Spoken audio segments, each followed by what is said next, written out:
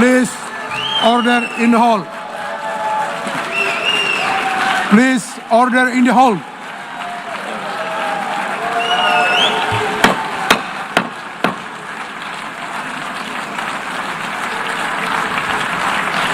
Please, order in the hall.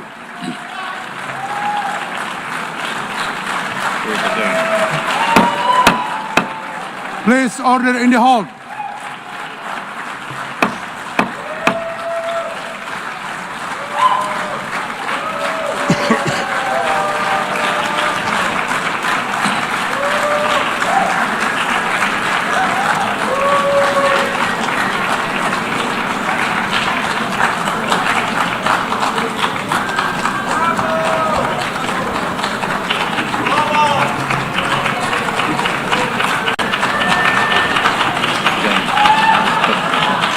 Please order in the hall and please be seated.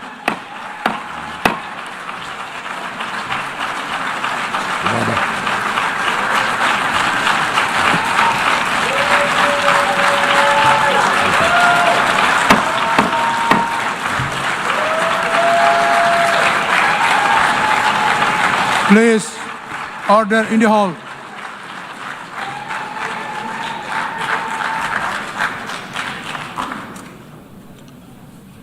Mr. President, the families of our dear hostages languishing in the dungeons of Gaza, ladies and gentlemen, last year I stood at this podium and I showed this map. It shows the curse of Iran's terror axis. This axis threatened the peace of the entire world. It threatened the stability of our region and the very existence of my country, Israel.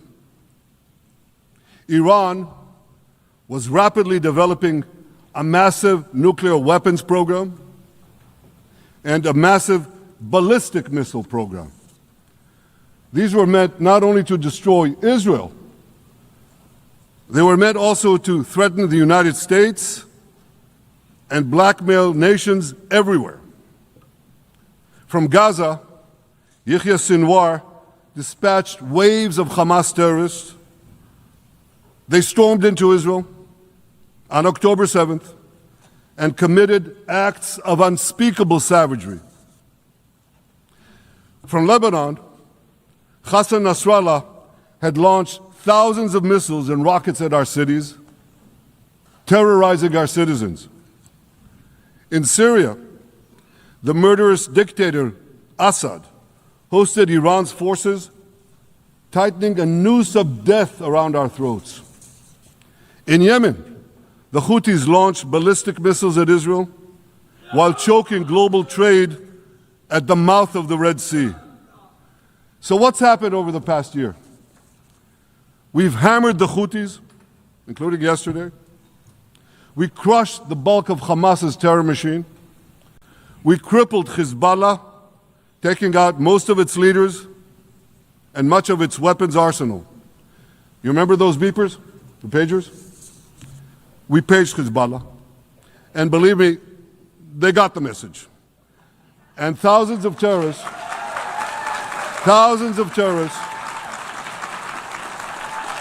dropped to the ground. We destroyed Assad's armaments in Syria. We deterred Iran's Shiite militias in Iraq.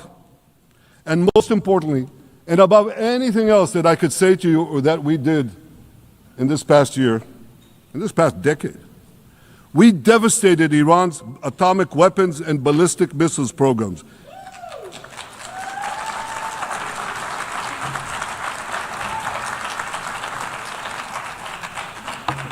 So here's where things stand today. Half the Houthi leadership in Yemen, gone. Yahya Sinwar in Gaza, gone. Nasser Hassan Nasrallah in Lebanon, gone.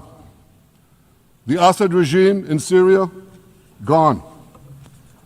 Those militias in Iraq, well, they're still deterred. And their leaders, if they attack Israel, will also be gone. And for Iran's top military commanders and its top atomic bomb scientists, well, they're gone too.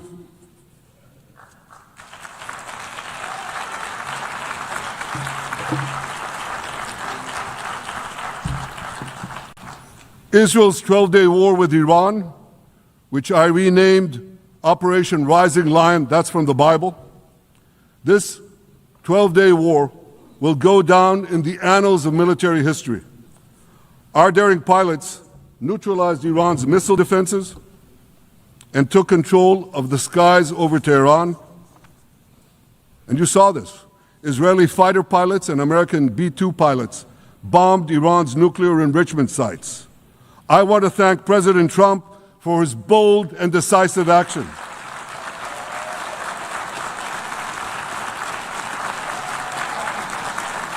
President Trump and I promised to prevent Iran from developing nuclear weapons, and we delivered on that promise.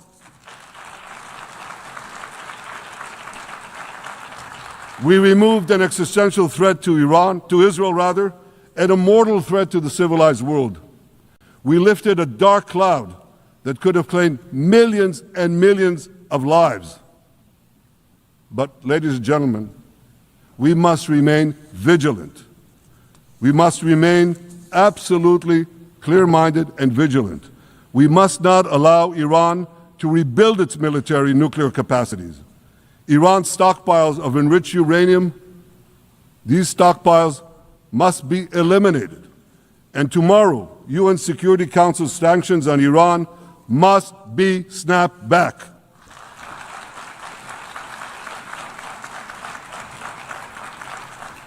Thanks to the resolve of our people, the courage of our soldiers, and the bold decisions we took, Israel rebounded from its darkest day to deliver one of the most stunning military comebacks in history.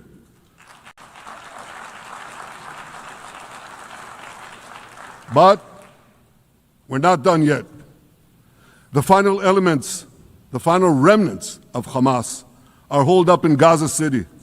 They vow to repeat the atrocities of October 7th again and again and again, no matter how diminished their forces. That is why Israel must finish the job. That is why we want to do so as fast as possible.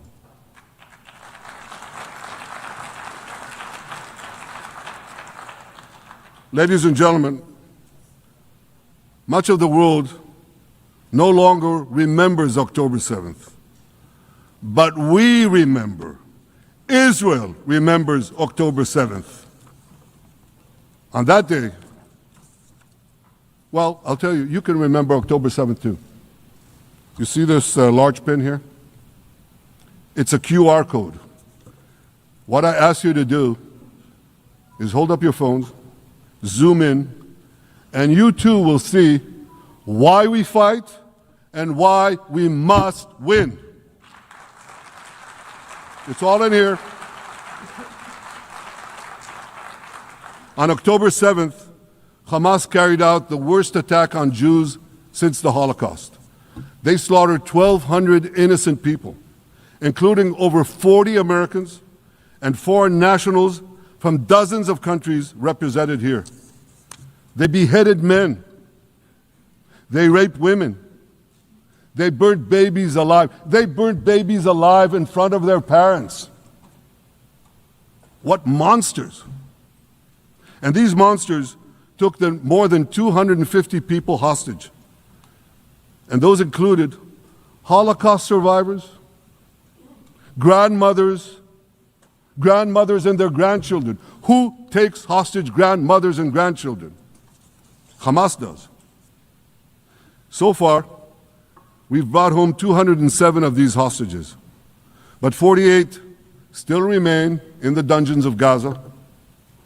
20 of them are alive, starved, tortured, deprived of any daylight, deprived of humanity. These are the names of the 20 living hostages.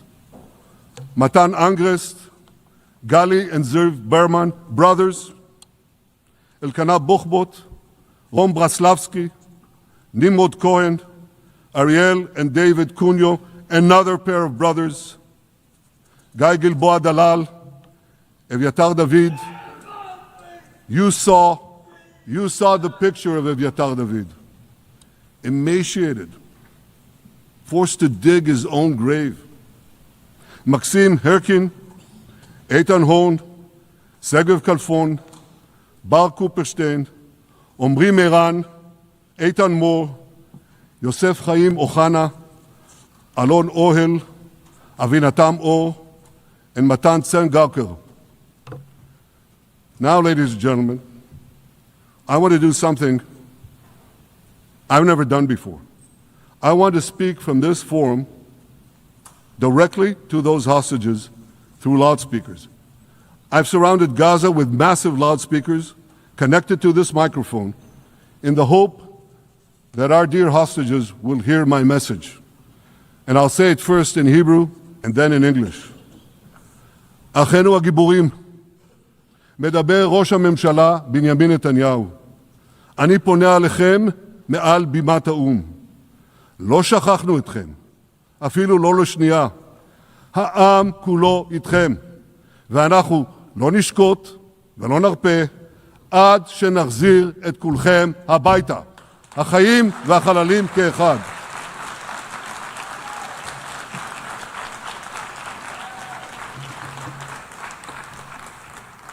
Our brave heroes.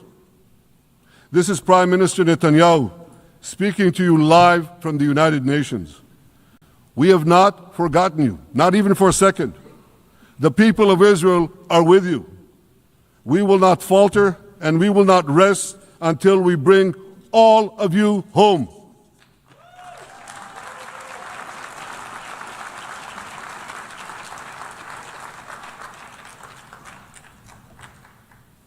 Ladies and gentlemen, thanks to special efforts by Israeli intelligence, my words are now also being carried. They're streamed live to the cell phones of Gazans. So to the remaining Hamas leaders and to the jailers of our hostages, I now say, lay down your arms. Let my people go. Free the hostages, all of them, the whole 48. Free the hostages now.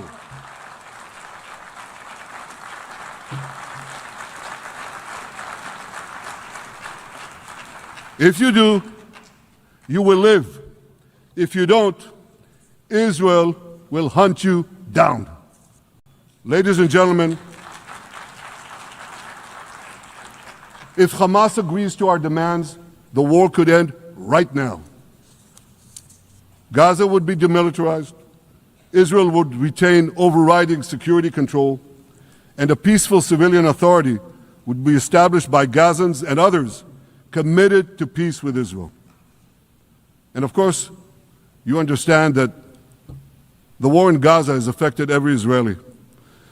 But I'm sure there are people in New York or in London or in Melbourne and elsewhere who are probably thinking, what does all of this have to do with me? And the answer is everything. Because our enemies are your enemies. So let's do something else. So first at the UN, let's do a pop quiz. And raise your hand if you know the answer. Here's the first question. Who shouts death to America? Is it A, Iran, B, Hamas, C, Hezbollah, D, the Houthis, or E, all of the above? All of the above. Correct, all of the above. Second question. Who has murdered Americans and Europeans in cold blood? Is it A, Al-Qaeda, B, Hamas, C, Hezbollah, D, Iran, or E, All of the above. Correct. Again. So here's the point I wanted to make. Our enemies hate all of us with equal venom. They want to drag the modern world back to the past, to a dark age of violence, fanaticism, and terror. I think many of you are already feeling in your own societies the radical Islamist surge. You know, I'm sure you do, you know deep down that Israel is fighting your fight. So I want to tell you a secret. Behind closed doors, many of the leaders who publicly condemn us privately thank us. They tell me how much they value Israel's superb intelligence services that have prevented time and again terrorist attacks in their capitals, time and again saving countless lives. General George Keegan, former head of U.S. Air Force intelligence, once said, "If the United States had to gather on its own the intelligence that Israel gives us, we would have to establish 5 CIAs. 5 CIAs. This past June, when Israel struck Iran's nuclear facilities, German Chancellor Merz admitted the truth. He said, Israel is doing the dirty work for all of us. President Trump understands better than any other leader that Israel and America face a common threat. He showed the world that when Iran and its proxies murder Americans, take Americans hostage, shout death to America, burn American flags, and try to assassinate the President of the United States, not once, but twice. He showed them there is a price to pay for all that.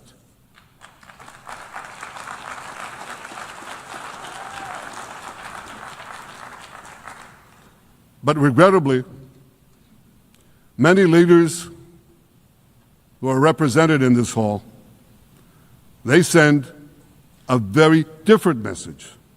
Sure, in the days immediately following October 7th, many of them supported Israel. But that support quickly evaporated when Israel did what any self-respecting nation would do in the wake of such a savage attack. We fought back. Now just imagine, just sit back for a second and imagine an attack against America proportioned to the attack against Israel on October 7th. Imagine a regime, a terror regime, dispatching thousands of terrorists to invade the United States. They massacre 40,000 Americans. They take 10,000 Americans hostage. What do you think America would do? You think America would leave that regime standing? You don't think that. No way, not a chance. The United States would wipe out that terror regime and ensure that such savagery would never threaten America again. This is precisely what Israel is doing in Gaza. We're wiping out the terror regime of Hamas and ensuring that this savagery will never threaten Israel again. That's what we are doing. That's what any self-respecting government would do.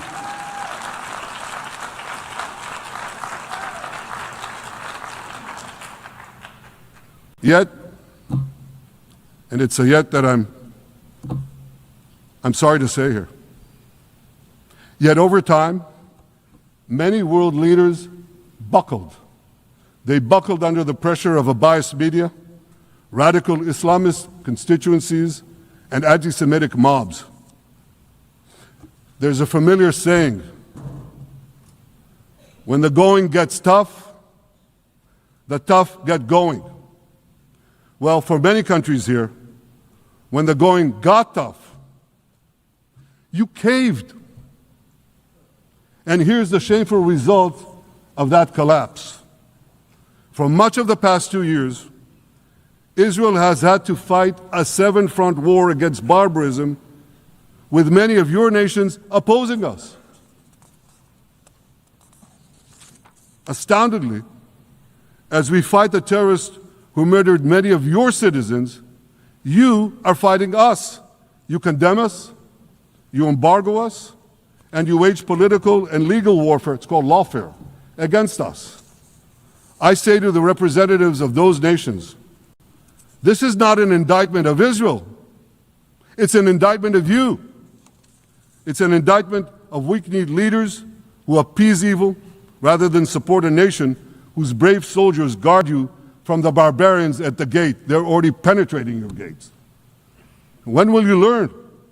You can't appease your way out of jihad, and you won't escape the Islamist storm by sacrificing Israel. To overcome that storm, you have to stand with Israel. But that's not what you're doing. As the prophets of Israel foretold in the Bible, you've turned good into evil and evil into good. Now I want to drill down on this. Take the false charge of genocide. Israel is accused of deliberately targeting civilians. Ladies and gentlemen, the opposite is true. The head of urban warfare studies, Colonel John Spencer, he's perhaps the world's greatest expert on urban warfare. And he says, Israel is applying more measures to minimize civilian casualties than any military in history. And because we're doing that, the ratio of non-combatant to combatant casualties is less than 2 to 1 in Gaza. That's an astoundingly low ratio, lower than NATO's wars in Afghanistan and Iraq, especially when you consider that Gaza is one of the most densely populated urban areas on Earth. It has hundreds of miles of terror tunnels underground, and it has countless terror towers above ground, and thousands of terrorists embedded in the tunnels and in these towers in civilian areas. If you want to see what measures Israel takes to avoid civilian casualties in this war, just look at what we're doing now in Gaza City, the last Hamas stronghold, one of the 2 last strongholds. For 3 weeks, Israel dropped millions of leaflets, sent millions of text messages, and made countless phone calls urging civilians to leave Gaza City before our military moves in. At the same time, Hamas implants itself in mosques, schools, hospitals, apartment buildings, and tries to force those civilians not to leave, to stay in harm's way. And it often threatens them at gunpoint if they try to do so. For Israel, every civilian casualty is a tragedy. For Hamas, it's a strategy. Hamas uses civilians as human shields and as props in its sick propaganda war in Israel, against Israel, a propaganda war that the Western media buys hook, line, and sinker. Now, despite Hamas's threats, close to 700,000 Gazans, almost 750,000, have already heeded our calls and moved to safe zones. Now I want to ask you a simple question, a simple, logical question. Would a country committing genocide plead with the civilian population it is supposedly targeting to get out of harm's way? Would we tell them, get out, if we want to commit genocide? We're trying to get them out. And Hamas is trying to keep them in. And this charge is so baseless. The comparison to genocide, wholesale slaughter of populations. What, did the Nazis ask the Jews to leave, kindly leave, go out? Did others, you want me to name all the genocidal leaders of history? Just go one by one. Did anyone do this? Did they say, get out so we can come in? Of course not. So the truth has been turned on its head. Hamas, a genocidal terrorist organization whose charter calls for the murder of all Jews on the planet. This genocidal organization is given a pass. It's barely mentioned. While Israel, which does everything it can to get civilians out of harm's way, Israel is put in the dock. What a joke. You want to hear another one? Israel is accused of deliberately starving the people of Gaza when Israel is deliberately feeding the people of Gaza. Since the beginning of the war, Israel has let into Gaza more than 2 million tons of food and aid. That's 1 ton of aid for every man, woman, and child in Gaza. nearly 3,000 calories per person per day. Some starvation policy. If there are Gazans who don't have enough food, it's because Hamas is stealing it. Hamas steals it, hoards it, and sells it at exorbitant prices to fight its war machine. Last month, even the UN, not exactly a supporter of Israel. You're supposed to laugh, by the way. Last month, even the UN admitted that Hamas and other armed groups looted 85% of the trucks. That's why you have deprivation. Those who peddled the blood libels of genocide and starvation against Israel are no better than those who peddled blood libels against the Jews in the Middle Ages when they falsely accused us of poisoning wells, spreading plague, and using the blood of children to bake Passover matzahs. Anti-Semitism dies hard. In fact, it doesn't die at all. It just keeps coming back with its libelous lies, refurbished, regurgitated over and over again. And I want to tell you something else. These anti-Semitic lies, they have consequences. In recent months, Jews have been assaulted in Canada, Australia, Britain, France, the Netherlands, and elsewhere. Here in America, an elderly Holocaust survivor was burned to death in Colorado. And a beautiful young couple from the Israeli embassy in Washington was brutally gunned down right in front of the Holocaust Museum there. Thankfully, President Trump's administration is forcefully fighting the scourge of anti-Semitism, and every government here should follow its lead. But instead, many do the opposite. They actually reward the worst anti-Semites on earth. This week, the leaders of France, Britain, Australia, Canada, and other countries unconditionally recognized a Palestinian state. They did so after the horrors committed by Hamas on October 7th. Horrors praised on that day by nearly 90% of the Palestinian population. Now, let me say that again. Nearly 90% of Palestinians supported the attack on October 7th. It's not supported only, they celebrated it. They danced on the rooftops. They threw candies.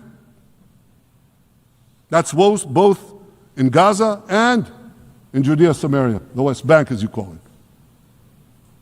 And it's just the way they celebrated another horror, 9/11. They danced on the rooftops. They cheered. They threw candy. You know what message the leaders who recognize the Palestinian state this week sent to the Palestinians? It's a very clear message. Murdering Jews pays off. Well, I have a message for these leaders. When the most savage terrorists on earth are effusively praising your decision, you didn't do something right. You did something wrong, horribly wrong. Your disgraceful decision will encourage terrorism against Jews and against innocent people everywhere. It will be a mark of shame on all of you. But wait a minute, Mr. Prime Minister, they tell me. Wait a minute. We believe in a two-state solution where the Jewish state of Israel will live side by side in peace with the Palestinian state. There's only one problem with that. The Palestinians, they don't believe in this solution. They never have. They don't want a state next to Israel. They want a Palestinian state instead of Israel. And that's why every time they were offered a Palestinian state, but were required to end the conflict with Israel and recognize the Jewish state, every time, over the decades, they turned it down. And that is why every time they were given territory, They used it to attack us. In fact, they effectively had a Palestinian state in Gaza. So what did they do with that state? Peace? Coexistence? No. They attacked us time and time again. Totally unprovoked. They fired rockets into our cities. They murdered our children. They turned Gaza into a terror base from which they committed the October 7th massacre. So here's the uncomfortable truth. The persistent Palestinian rejection of a Jewish state in any boundary is what has driven this conflict for over a century. It is still driving it. It's not the absence of a Palestinian state. It's the presence and existence of a Jewish state. And I find it amazing that the foreign chancelleries and the ministries and all those who pontificate about this, and the leaders, how can they not see this basic truth when it is repeated again and again and again ad nauseum? And I want to say something else. This rejection of a Jewish state not only applies to Hamas, it also applies to the so-called moderate Palestinian Authority. You should know that the Palestinian authorities pays terrorists to slay Jews. The more Jews the terrorists slay, the more the Palestinian Authority pays. The Palestinian Authority names its government buildings, its public squares, its schools, after the mass murderers of Jews, which they glorify as martyrs. They pay and glorify not just the killer of Jews, but also killers of Christians. Christians like Taylor Force, an American veteran who was brutally murdered in Israel by Palestinian terrorists. But, that I hear from the Western leaders. They tell me, the PA promised us it will reform. And I know this time, Prime Minister, it will be different.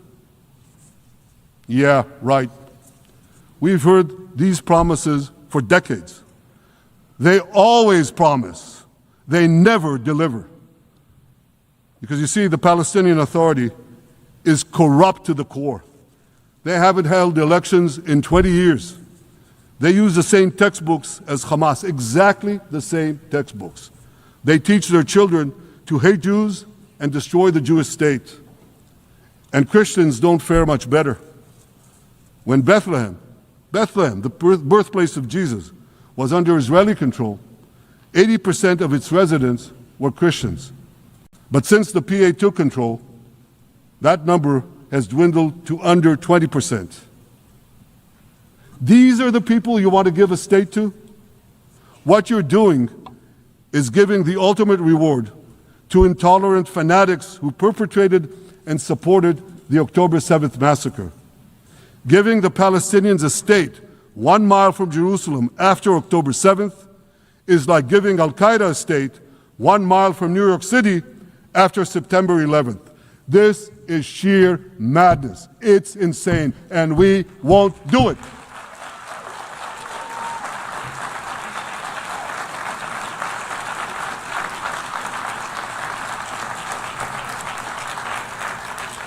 So here's another message to those Western leaders. Israel will not allow you to shove a terror state down our throats. We will not commit national suicide because you don't have the guts to face down a hostile media and anti-Semitic mobs demanding Israel's blood. And I want you to grasp something else, which is also distorted in the media. I say this not only in my name or the name of my government, but on behalf of all the people of Israel. Last year there was a vote in the Knesset, our parliament, whether or not to oppose the imposition of a Palestinian state. You want to guess what the results were? Out of 120 members of our parliament, 99 voted against and only 9 supported. That's over 90%. It's not a fringe group. It's not the Prime Minister who himself is extreme or he's held hostage by extreme parties to his right. It's over 90% of Israelis. My opposition to a Palestinian state is not simply my policies or my government's policy, it's the policy of the state and people of the State of Israel.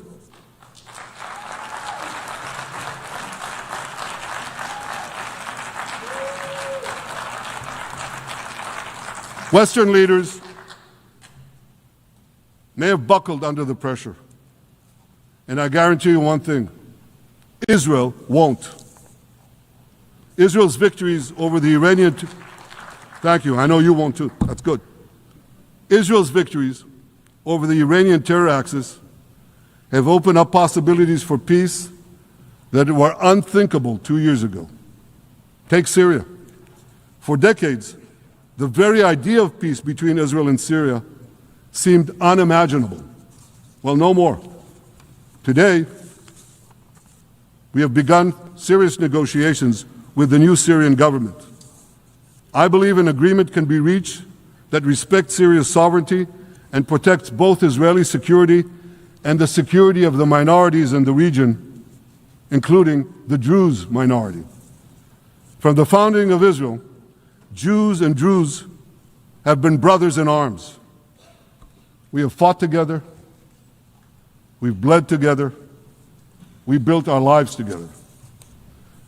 When I was a young commander in Israel's Special Forces, my own life was saved by the invaluable advice given to me by a great friend, Salim Shufi, a heroic Druze IDF veteran. And that's why I couldn't sit idly by, nor could Israel sit idly by, while the Druze were being slaughtered by jihadists. And I instructed our forces to stop the massacre, which they promptly did. Peace between Israel and Lebanon is possible as well. I call on the Lebanese government to also begin direct negotiations with Israel. I commend it for its declared aim to disarm Hezbollah. But we need more than words. If Lebanon takes genuine and sustained action to disarm Hezbollah, I'm sure we can achieve a sustainable peace. Of course, until that happens, we will take whatever action we need to defend ourselves and to maintain the conditions of the ceasefire which was established in Lebanon. Our goal is not merely to monitor Hezbollah's actions, but to prevent them from violating the ceasefire and attacking us at any time. But I'm sure that if the Lebanese government persists in its goal of disarming Hezbollah, peace will come very speedily and very readily. Victory over Hezbollah has made peace possible with our two Arab neighbors in the north. Victory over Hamas will make peace possible with nations throughout the Arab and Muslim world. Our victory would lead to a dramatic extension and expansion of the historic Abraham Accords, which President Trump brokered between Arab leaders and myself 5 years ago.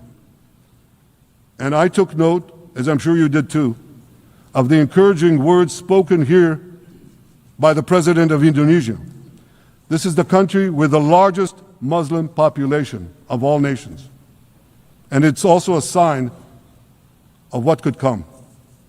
Forward-looking Arabs and Muslim leaders know that cooperating with Israel will provide them with groundbreaking Israeli technologies, including in medicine and science, in agriculture and water, in defense and AI, and so many other fields.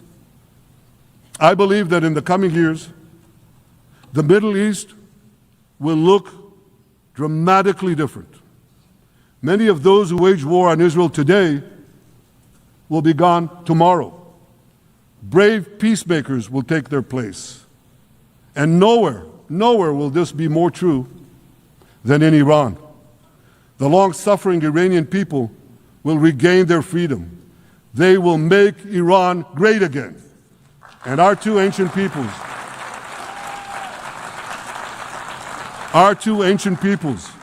the people of Israel and the people of Iran, will restore a friendship that will benefit the entire world. Ladies and gentlemen, the horrors that happened on one dark day, October 7th, those horrors happened countless times during the centuries of my people's exiles among the nations. Jewish blood was cheap. Jews were killed with impunity. We had to beg others to defend us. The rise of Israel did not mean that the attempts to destroy us would end. It meant that we could fight back against those attempts. And that is exactly what Israel has done since October 7th. Our sons and daughters fought like lions. Our brave soldiers donned their uniforms and rushed into battle. They were armed with the dreams of the 100 generations of Jews who came before them. The dream of living as a free people in the land of Israel, our beloved homeland for more than 3,000 years. The dreams of living in our own independent state.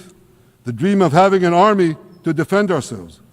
And the dream of being a light unto the nations, a beacon of progress, ingenuity, innovation, for the benefit of all humanity. On October 7th, the enemies of Israel tried to extinguish that light. 2 years later, the resolve of Israel and the strength of Israel burned brighter than ever. With God's help, that strength and that resolve would lead us to a speedy victory and to a brilliant future of prosperity and peace. Thank you very much.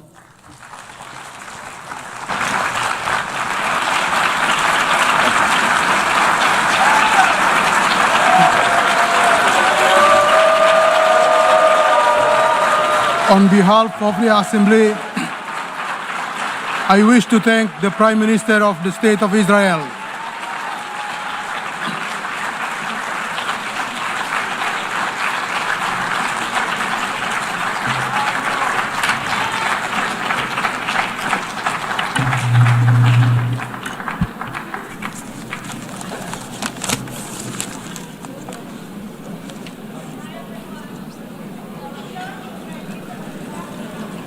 Pen also. Okay.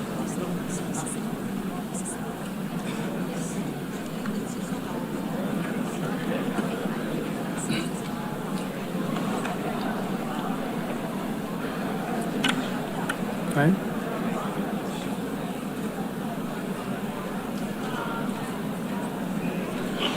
The Assembly will now hear an address by His Excellency Muhammad Shehbaz Sharif, Prime Minister of the Islamic Republic of Pakistan. I request protocol to escort His Excellency and invite him to address the Assembly.